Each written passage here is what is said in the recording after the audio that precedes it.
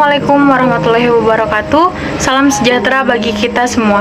Perkenalkan, nama saya Cindy Windari dengan NPM 201063105130, kelas 3B, Prodi Pendidikan Matematika, Fakultas Keguruan dan Ilmu Pendidikan, Universitas Singapura Bangsa Karawang.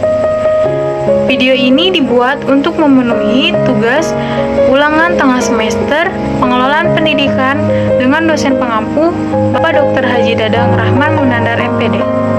Di video kali ini saya akan menjelaskan tentang pengelolaan keuangan pendidikan. Ada 4 subbab materi yang saya akan bahas. Yang pertama ada definisi, yang kedua tujuan, yang ketiga prinsip-prinsip, dan yang keempat hasil observasi. Pengelolaan keuangan pendidikan.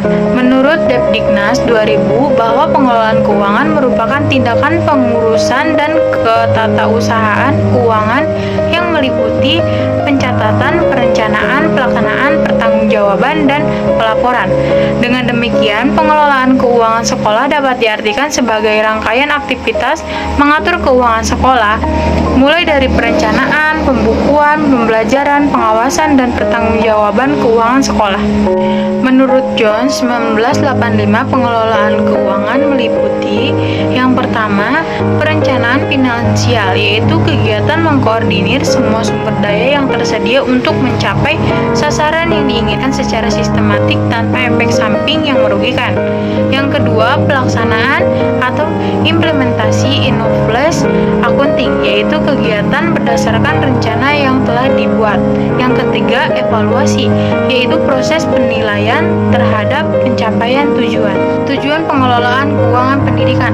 Melalui kegiatan pengelolaan keuangan, maka kebutuhan pendanaan kegiatan sekolah dapat direncanakan, diupayakan pengadaannya, dibukukan secara transparan, dan digunakan untuk membiayai pelaksanaan program sekolah secara efektif dan efisien. Untuk itu, tujuan pengelolaan keuangan adalah sebagai berikut. Yang pertama, meningkatkan efektivitas dan efisiensi penggunaan keuangan sekolah, meningkatkan akuntabilitas dan transparansi keuangan sekolah, meminimalkan penyalahgunaan anggaran sekolah. Prinsip-prinsip pengelolaan keuangan pendidikan. Pengelolaan keuangan sekolah perlu memperhatikan sejumlah prinsip. Undang-Undang Nomor 20 Tahun 2003 Pasal 48 menyatakan bahwa pengelolaan dana pendidikan berdasarkan pada prinsip keadilan, efisiensi, transparansi, dan akuntabilitas publik. Di samping itu, prinsip efektivitas juga perlu mendapat penekanan. Hasil observasi.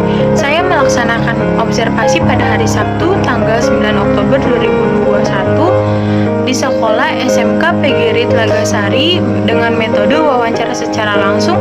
Narasumbernya adalah Bapak Haryo Soloko Eskom, jabatannya adalah tenaga pendidik. Hasil observasi. Yang pertama, manajemen dalam keuangan. Yang kedua, pengelolaan dan penanggung jawab. Yang ketiga, cara pengelolaan keuangan. Yang keempat, sumber dana. Yang kelima, tujuan. Manajemen keuangan. Manajemen keuangan pendidikan sangat penting karena tanpa adanya manajemen, susunan rencana dan kebutuhan tidak akan tercapai. Sampai pada sisi buruknya akan terjadi over budget. Pengelolaan dan penanggung jawab. Bendahara sekolah sebagai pengelola, Kepsek sebagai pemangku kebijakan, dan asisten bendahara sebagai penerima iuran bulanan siswa atau administrasi. Cara pengelolaan keuangan. Di SMK PGRI Telagasari, pembukuan dilakukan 3 bulan sekali. Cara pengelolaannya dari mulai mengumpulkan semua bukti pembelanjaan dan pengeluaran. Kwitansi SPP adalah pemasukan keuangan sekolah. Selanjutnya, semua pemasukan dan pengeluaran akan dicatat dalam jurnal umum setiap 3 bulan sekali. Setelah itu, pelaporan pembukuan diarsipkan ke buku tahunan. Sumber dana yang didapatkan SMK PGRI Telagasari. Yang pertama, dana komite yang bersumber dari orang tua siswa. Yang kedua, bantuan dari pemerintah yaitu BPMU yang dapat dicairkan 6 bulan sekali.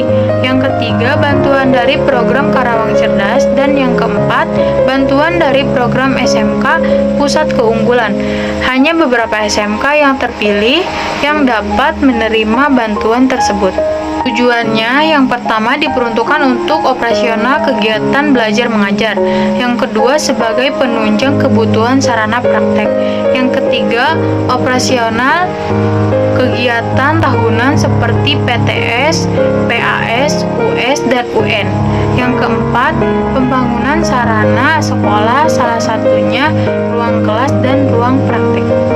Sekian pembahasan materi pengelolaan keuangan sekolah. Kurang lebihnya mohon dimaafkan. Terima kasih. Wassalamualaikum warahmatullahi wabarakatuh.